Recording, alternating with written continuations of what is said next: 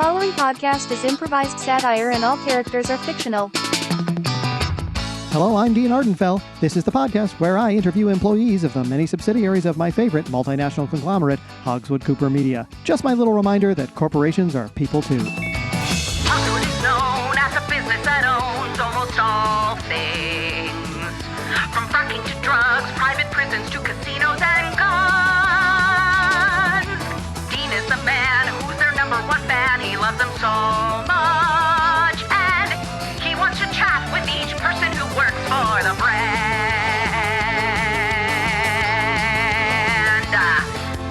He doesn't work for them. This is a fact you should know.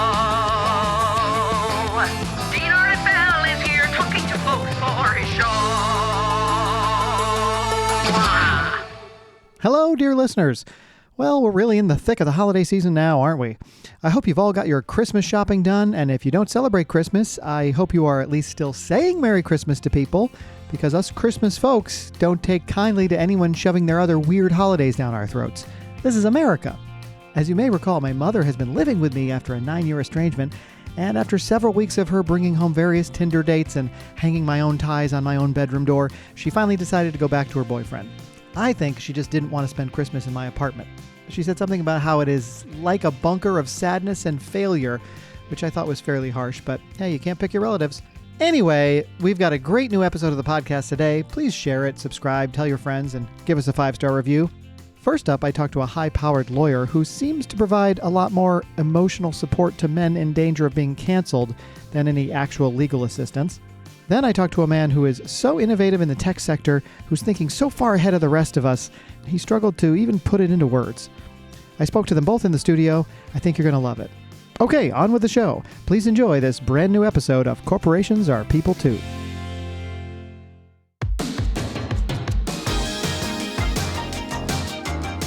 My first guest is an accomplished attorney and the titular partner Shunk in the law firm of Germain, Tinsley & Shunk. She acts as defense counsel to some of America's most important billionaires, businesses, and yes, Supreme Court justices. On weekends, she coaches kickboxing with the elderly. Please welcome Danielle Shunk, Esquire. Hi, Danielle. Hi, so nice to meet you or see you. Have we met before? I don't believe so. No, I don't know so why nice. you would have. Yeah, yeah. I thought I had seen you in my practice before. You're No. not a billionaire? Absolutely not. Oh, no. well, then we certainly haven't met. And No. also, just so you know, my last name is pronounced Shunke. Oh, Thank you. Shunke. Yes, it's Okay. Shunke. Does it have some kind of umlaut or accent Oh, or something? I just like it to be said that way. I see. And so people usually do what I tell them to do. So, I get it. yes. So sometimes when powerful people make a decision, people just go with it. It's Yeah. even though the spelling and the history of that name doesn't match. It doesn't make any your sense at choice all, and but it is people my choice. Thank you. Thank I'm you. already a little intimidated, if I'm honest. Good, as you should be. Okay, As you should be at all times. Well, Thank you don't get to be partner in a law firm like this without having authority over people. It's Yeah, true. Yes. Yeah. Do I people lower my voice like Elizabeth Holmes. Maybe you've heard. do you? Maybe you've heard. Like yes, if I do. you pitch the I pitch it. bring it down Oh, so that people feel fear when they see me. Elizabeth, my friend Liz, as I call her. I see. She's a good I didn't friend of realize mine. that was a thing she did or that women did. Because do women do that to sound more like men, to be more powerful? Oh, well, I don't know. I don't know. I have no answers to that. But I would say you should direct that question to Liz, Lizzie, as I sometimes call her, Uh-huh. on a good day. But Okay. you would have to contact her in prison where she is at the moment. Okay. But, All right. You know, I'll give you her number. I'm not really up on her story. I Oh, think. she did Theranos. Maybe you've heard of it. And did you defend her? Well, I don't really like to talk about things you that I've can't done win that, them all, you that know? weren't successful. So I we'll see. we'll I'll say move on, yes. no to that I don't one. like to call people out. It's not a gotcha podcast. I want to celebrate your successes as much as you do here. Thank you. So let's get into that. I mean, Thank you. As long as you remember, it's Shunke. Thank you. Shunke, Thank you so much. Danielle Shunke Esquire. Okay. So you're defending what some people call the indefensible, the billionaires who have sort of allegedly defrauded the American people. Allegedly. You're getting them off of the hook. Is there a lot of pressure on you as a defense attorney when it comes to these big cases like this? Well, thank you for saying allegedly, because I want to point out it's very important to remember allegedly. That is the important word there. Yeah. And I never feel pressure in any situation because I am, I take a cocktail of vitamins every day. And so I never feel any type of pressure. Okay. And my brain is that of a 15-year-old, but a very smart 15-year-old. Wow. And my skin is that of a 20-year-old, but a 20-year-old who was in the blood of a baby. And so I am doing very well all the time. I forgot what you asked, but the point is I'm doing extremely well and I'm very young. And if you ask my age, I will not tell you the truth. Okay. Yeah. I mean, I don't know that I did ask any of that. I don't think you did, but I got distracted because I was thinking about the vitamins that I take every day. I see. And the blood of the baby. But not really blood of a baby. That's just a brand name. That's just the brand name of my like moisturizer. A serum or something. I see. Yes, exactly. Okay. Exactly. All right. It feels like you really need me to know how young, strong, smart, and powerful you are. Yes. And almost like you're protesting too much. Is that a thing where you walk into a room and, I don't know, for whatever reason, people don't take you seriously and you have to convince them somehow that you're worthy of authority? But, Why would that happen? It's so interesting that you bring that up because sometimes people underestimate me. You would be shocked. And it's because of my powerful bosoms, I would say. And people feel scared. They feel scared and titillated at the same time, scared, horny. And I deliberately have not mentioned your powerful bosoms. Thank you. Because I didn't want to be rude. And now that I've put that out there, yes, sometimes people do underestimate me, especially people like, some clients that I hate to name names, but I will say Brett Kavanaugh. I call him Cavi because he's a good friend. Sure. The first day he was so entranced by my bosoms, I had to give him a cocktail of many different drugs, medications, so that I put him into a deep sleep. I whispered in his ear, I said, "It's going to be okay. I'll take care of you." And he is not going to prison. So, yeah. That's true. No, in fact, famously, he was nominated to the Supreme Court. Yes. Was he ever sued? Well, was there ever a chance that he would go to prison? Now that I brought this up, I feel that maybe it wasn't information that should have been told. So strike that from the record. Okay. He was never about to go to prison. No. I was mean, he? No. whatever antics he got up to in his past Allegedly, when he was of course, young and boofing people and doing things like Yes, that. I'm sure that none of that was prosecutable. Not at all, and that's why he's not in prison. Right. Yeah. So you're friends with all these people, huh? And and you're drugging them without their consent just to make them feel comfortable. Well, sometimes when I go to Cavi's house, he gets overwhelmed by the bosoms. By the bosoms. That tracks for me. I don't know much about him, but that tracks. Buffing. He loves buffing. That's one of his favorites. Well, I mean, it really is a curse, isn't it? I don't know if that I've ever heard bosom pluralized at all, but even though it is a plural thing, not to call your bosoms a thing. I think I'm down a rabbit hole here. I think the point is that if you want, I could prepare you a cocktail. No, please don't. No. Are you sure? You'll wake up in a few hours No. and I'll be singing you a song. Wow. It sounds pleasant. It does sound pleasant. That's what I do for all my clients, really. But you're sort of cursed with this like power and looks and bosoms and skin and baby blood and all of it. Yes. So you're in these rooms where your whole job is to take someone who allegedly is defrauding the American public and get them off the hook. Mm-hmm. How do you go about building a strategy for that? Oh, well, that's a great question. I appreciate you saying allegedly again, because of course, none of them have ever actually done any crime. So usually what I do is I wake up at around 4 a.m. And what do? I drink a coffee and I write a letter to myself and then I send it in the mail. And then sometimes I will receive the letter back 5 years later. And then I just kind of check in to see, did I win the case? And I always do, except for, as I said, with Lizzie. There's so many questions I have now that opens up. One is, how do you send a letter to yourself that doesn't get to yourself for another 5 years? Well, does it have multiple destinations? I mean, I'll be honest with you. I have many homes. I have a lot of different homes. I send it to a lot of, I have a house in the Hamptons. Yep. I also have another house in an undisclosed location. I could take you there, but first I give you the cocktail. Sure. And then when you're asleep, then when you wake up, you're there, but you don't know where it is. But I get it. It's been forwarded by your staff or what have you so then it's house to house. Confusing, house to house, and then I usually get it in 5 years. I see. Now that's my first question. My second question is, so is there any legal work to getting people off the hook? Because it no. seems like you told me the story of your day as it pertains to your beauty regimen and your coffee. And I'm just wondering, is there any actual legal research or due diligence that goes into defending these people? Oh, well, I mean, obviously, but you must have a staff for that. But I mean, I have a team. They do all that. And I spend the majority of the day writing the letter to myself. But then the staff gives me notes at the end, and I look at the notes and I say, what did he do? Oh, a little bit of boofing, and then I put it down, and that's all I need to know. Honestly, that's all I need. Okay. They write little bullet points. Oh, that's helpful. I heard that the former president would do that. He wouldn't read anything over one page, and they would give him a bunch of bullet points. And if they couldn't distill a complicated, diplomatic issue down to a single page, he wouldn't even read it. Oh yeah, he's also a great friend of mine. Oh, is he really? Yes, one of my best friends. Yes. Wow, another person that might be in prison. Yeah, well, not if I had anything to do with it, which I cannot say at this point. No, I'm sure. Yeah, I'm sure. Well, it does. If I'm not mistaken, he probably is looking for a new lawyer at this point. Well, you are correct, and I have thrown my hat in the ring. Have you? And he said, with bosoms like those, I'm not sure, because I can't imagine him not being fully 100% distracted by your bosoms. He's extremely distracted. But what I do is, as I said, I give him a cocktail of drugs. He falls asleep. Okay. And then when he wakes up, I'm singing him a song. I'm singing him a lullaby. And then he forgets about the bosoms. And then I give him some legal paperwork that my assistants have, the bullet points. I give it to him and I say, this is what we're going to do.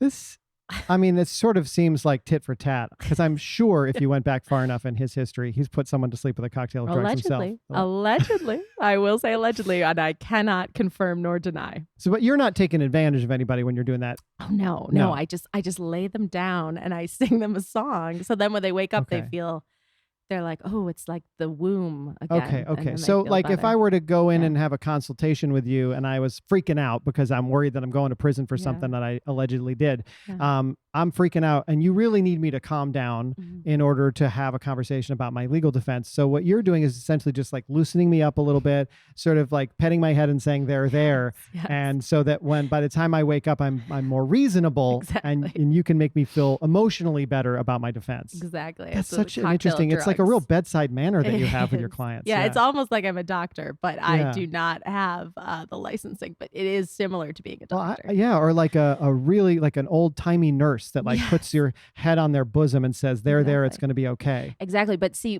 it's very confusing because it's to take the focus away from the bosom. But sometimes by doing it kind of puts the focus back on the bosom because it's a very motherly If I'm waking role. up on the floor looking up at you, I'm probably going to notice your bosoms.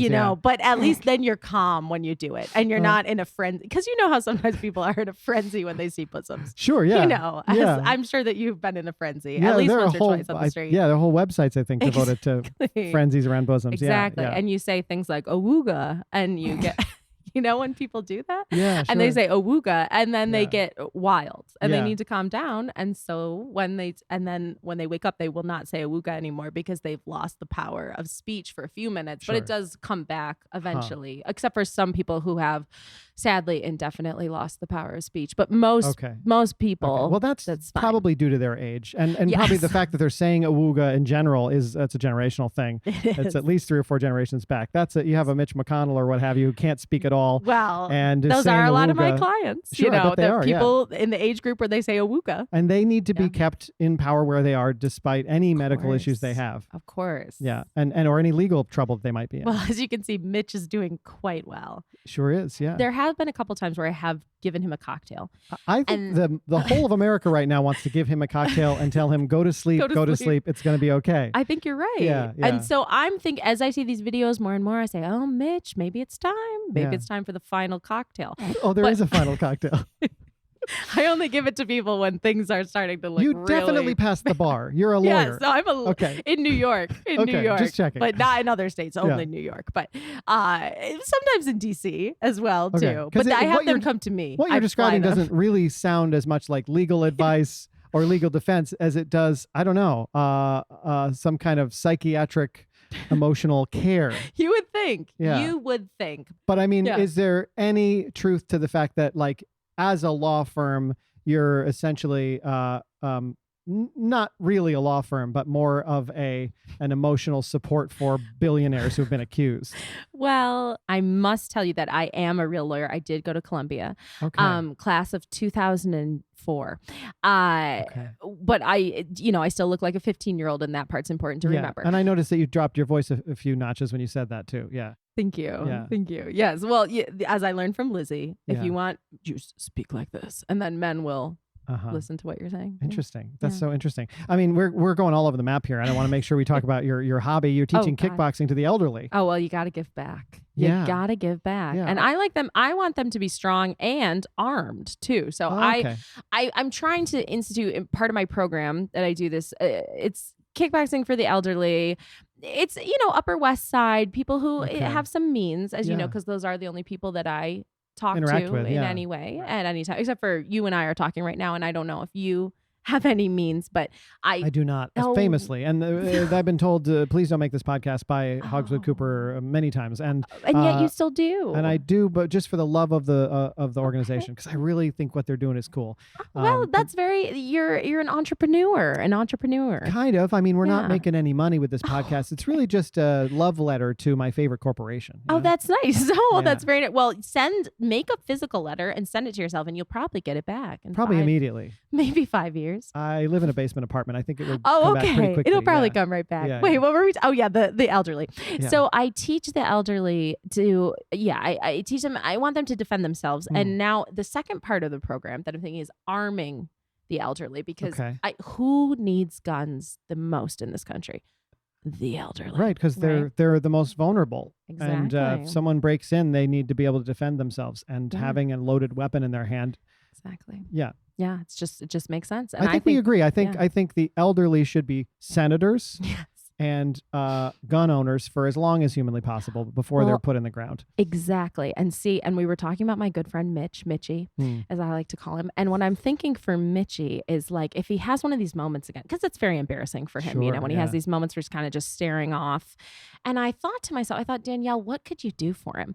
And I'm thinking maybe if we arm him with 2 rifles, and so then next time that happens, he shoots them into the air. Okay. And then there's no embarrassment because people are like, whoa, what's happening? And they're afraid for their lives. Sure. And so then when people are afraid for their lives, they're not judging that maybe his brain stopped working because of a cocktail of drugs or whatever it may be. Right. Plus, guns make anyone look tough. Right. So he's looking weak right now. He'll look tough when he shoots guns in the air like Yosemite Sam. Time. Yeah. If he shoots them at the same time, people will be hiding. They'll be afraid for their lives. And then by the time the embarrassing moment is over, everyone's forgotten because they're like, why would it's so nice of you to think, like, what can I get him? Like, what do you get a man who's losing everything, including his mind?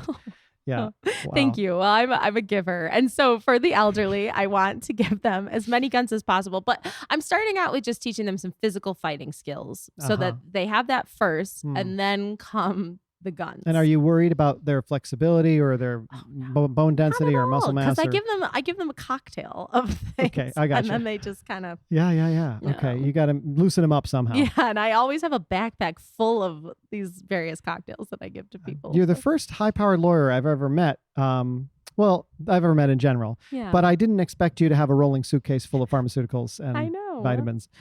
Very interesting. That's why I do this podcast. I love learning about people, Well, I'd love to get on to my second guest here and come back to you at the end. Is that all right? Yes, of course. Excellent. All right. Well, folks, my second guest today leads a literal dream team. We'll find out what that means. But first, let's pause and hear a quick word from our sponsor. Don't go anywhere. We'll be right back. Hey, folks, Dean here.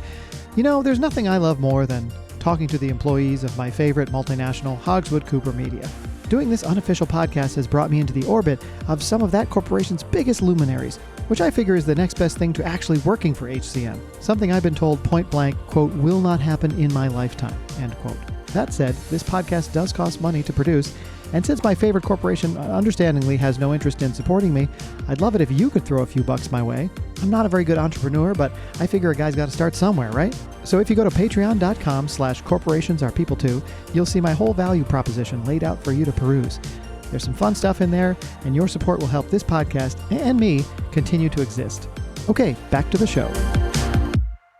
And we're back. I'd like to remind you at this point, as I do every show, that I, Dean Ardenfell, am not and have never been an employee of Hogswood Cooper Media or any of its subsidiaries. Okay, we've been talking to Danielle Schunke from Germain, Tinsley, and Schunke, and now I'd like to bring in my second guest, who works for a totally different subsidiary of Hogswood Cooper. He is the head of Dream Innovation at Stonkel, a tech company that received over $50 million in venture capital funds last year, despite no one really understanding what it is that Stonkel does. In his role, my guest manages a team of 30 people, all of whom are tasked only with using their literal dreams to come up with the next big tech disruptor. In his spare time, he looks at the moon with binoculars. Please welcome Leo Grants. Hey, Leo. Hey, Dean. Thanks so much for having me here. Oh, it's great to have you. So you work for this tech company. Nobody seems to know what it does. Do you have, you're kind of like in a whole other wing that's devoted to innovation. Do you have any sense of what they're up to? The question that people tend to ask is, what is it that Stonkel does? But I find it more useful to think about, what is it that Stonkel doesn't do? Okay. Because we're trying to really institute a paradigm shift. Okay. In all of life. Right? Sure. Yeah. And I know that's what's been happening is that the CEO's been putting out all this language. You're about to have an IPO that I think is going to be huge. And yet everyone's using a lot of language like paradigm shift and disruption, but there doesn't seem to be a product or a service being advertised. And everyone's still freaking out and throwing money at it. What do you think? Why do you think that's happening? You have to think about the real possibilities here, right? When you're confining yourself to just one specific product, when you're confining yourself just to one specific industry, sure, it makes it easier to get the duller folks in society onto the same page as you. Yeah. But when you really want to make a change that's going to truly revolutionize the way that we go about living our daily life, living through the events that define our existence, you have to think bigger, right? Right. Wow. I'm already feeling inspired. I just got goosebumps, and I'm not even really sure why. Which is, I guess I get it now. I'm starting to come around to Stonkel and why everyone's so excited about it, even despite the fact that I don't have any new information. So your development wing is just it's just 30 people getting paid over $200,000 a year to sit around and talk about their dreams and how they could apply to tech disruption products. How exciting is that? That must have been a thrill for you to just be given free reign to just base a bunch of stuff on your nonsense dreams. We show up every day. We have our dreams ready to analyze so that we can transform those into world-changing products that are really going to advance humanity to the next. I don't want to overspeak, but advance humanity to the next tier of existence. You know. So can you give me an example maybe of a dream that you had, or maybe the elements of it? I know no one likes to hear each other's dreams, but that's kind of your whole job. Sure. So something that might have inspired the team? Yeah. So I think this is a really clear example. We were working on product Gemini, and I came in, I had this dream where I was staring at the moon, and then the moon started staring back at me. Okay. But then it only had one eye. Okay. But then all of a sudden it turned into an owl and flew away. Okay. And that was the whole dream? That was the whole dream. Wow. So you can imagine what kind of innovations we can derive from. You're getting emotional now. It just. We're gonna change the world, and I can't talk about everything that we're gonna do leading up to the IPO, right? Yeah, sure. Dean, I can't wait for you to be able to see what we are working on right now. Me too. So what would be when you have a dream that you're looking at the moon and it only has one eye and then it turns into an owl? How do you take that information and distill it into something that might be useful for a product development team? Well, you got to take a step back and really make sure that you're looking at it from all angles. I feel like even just talking to you right now, I can see that you're really focusing on some of the details when you need to be looking at the big picture. Okay. It can be really easy to focus on, okay, what's this product that we're working on? What's the next step for the company? Yeah. And you lose the vision of the 500-year journey, right? Oh, wow. You're on a 500-year timeline with this development. I mean, 500 years is the beginning. Don't get me wrong. But so eons then. Yeah. Here's the thing. The changes that we're going to make for life are going to persist through the ages, right? Wow. Society as we are used to it, the way that we understand things and power structures to be established, these aren't permanent things. This is just how the world is structured right now. Wow. I'm getting so inspired again. I'm getting like the hairs on my back of my neck are standing up, and I don't know why, because I asked you a question about how you can contextualize your own dream into a product, and you basically gave me a non-answer. But I don't mind, because I think, you know what, I started thinking to myself, Dean, you're asking questions that to people of 500 years from now are going to make no sense and be irrelevant because you'll be dead and gone. And you're giving me a sense of my own mortality and the timeline that we're all on. And what a noble pursuit to be doing this. I feel like you're finally seeing it. And obviously many other people, venture capitalists and people itching to buy your stock, are all seeing it as well. I'm sure that's what they want. They're not looking for a short-term payday. They're looking for changing the world over eons and thousands of years. Yeah. Yeah, I mean, if you talk to these venture capitalists, right, they're not in it to make money. No. They're in it to better humanity. Of course they are, yeah. And that's why we have had so much success raising money for Stonkel. Yeah. Our IPO, I'm telling you, is going to knock your socks off. But amazing. I mean, between you and me, I don't know if you're going to have that much use for socks in the future anyway. So wow. Okay. That's maybe the first concrete thing you gave me. But I do want to bring my first guest in here and have you all, because I'm sure there's some crossover, there's some synergy here. I don't know if you've ever been acquainted with Stonkel, Danielle, but what are your thoughts? Well, Dean, first, I love your use of the word synergy. Thank you so much. I really do think you're going places. Although right now you have no money and no prospects, but I do think in the future that you could, probably on the 500-year timeline that you've established, right? I think that you could. And I have heard of Stonkel before. I've heard they're real movers and shakers. And they've raised a lot of money without having any sort of business plan in any sense. And I love that. It reminds me of my good friend Lizzie, who I told you about before, and Theranos. And I love the innovation. I love people who are able to raise money without having a clear goal of where the money is going in any way, shape, or form. And so I got to give it up. I mean, I'm very impressed. I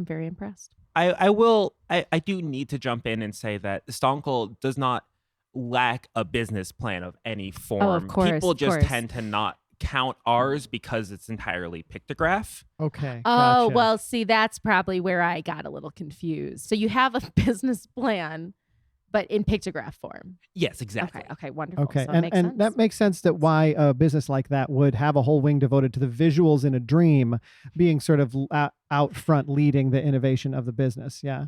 The other senses of the dream can also be very important for product development. Don't get me wrong. Okay, I see. I'm really looking forward to seeing what, if any specific detail we could get out of it. But and I appreciate, Leo, that you've really been trying to avoid eye contact with my other guests' bosoms. Yes, thank you. If you start to get overwhelmed in any way, I have my backpack behind me. If you start to get overwhelmed, if you feel something in your mind that's saying awooga quietly, and then the awooga is coming out more, I'm happy to give you. But you seem very under control, and I respect that. Thank you. It's very reassuring, though, knowing that I'll have that option. Yeah, just in case. And I do have I will sing a song. I'll give you a little. I go, when you wake up, that's the first thing that you hear. Oh, that's lovely.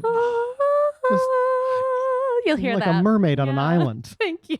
This is so amazing. One of my engineers, Trent, came into the office the other day, and he was describing a dream that matches that what you're describing, that song. That song. Trent heard it in a dream. See? So is there any chance that some of the dreams that your team is describing are actually drug-induced comas that my other guest has put them in? Now, I don't want to say whether or not I know Trent. Did Trent, in his dream, I don't know if he told you, but did he wake up and see someone kind of like a flowing hair and bosoms? And did he heard, like that? And like a powerful woman who looks 20 but probably is older?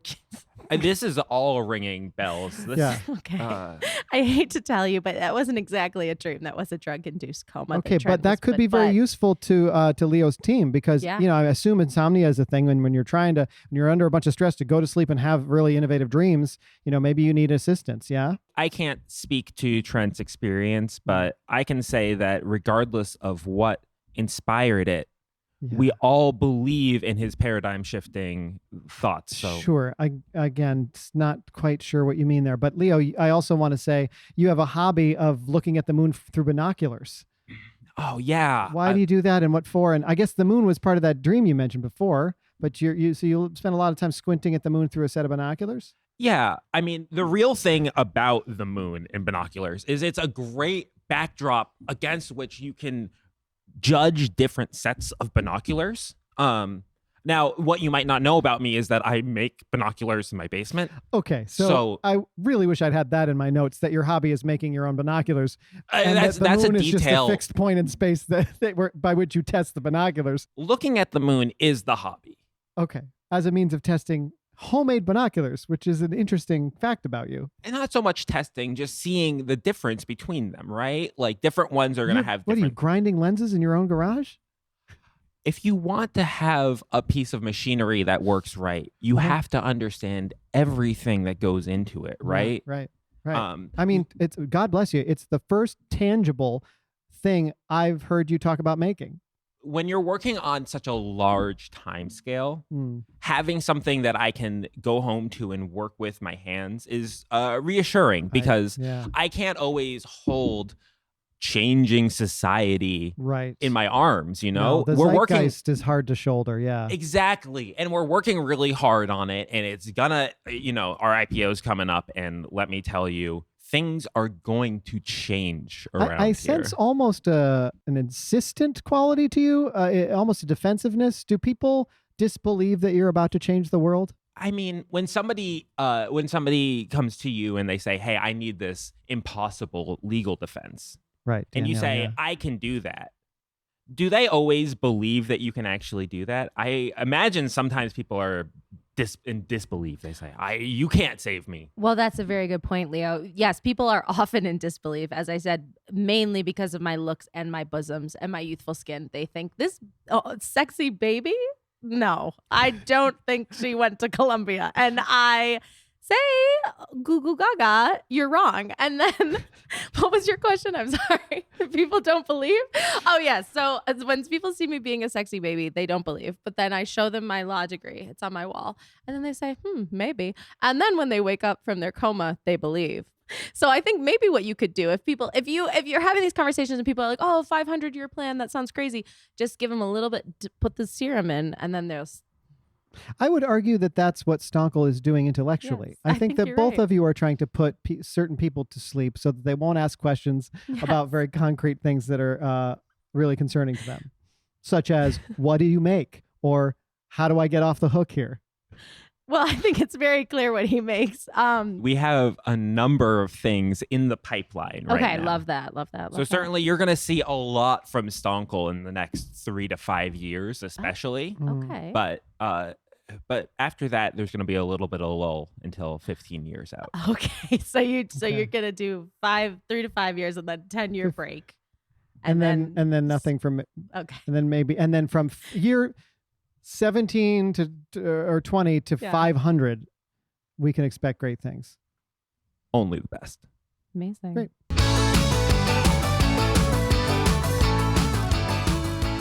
That's the show. Thanks for listening, everybody. I'm Nathan Hartsook playing Dean Ardenfell.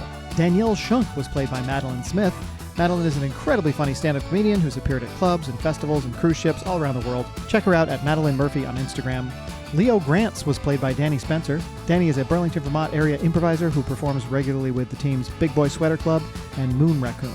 This episode was produced and edited by Sam Kernet and myself, with marketing assistance from Addison Eyring and studio space provided by Local Maverick at localmaverickus.com. Follow us at Corporations Are People Too. Subscribe, review, tell your friends about the podcast, and don't forget to check out the Patreon at patreon.com/corporationsarepeople2. See you in a couple weeks.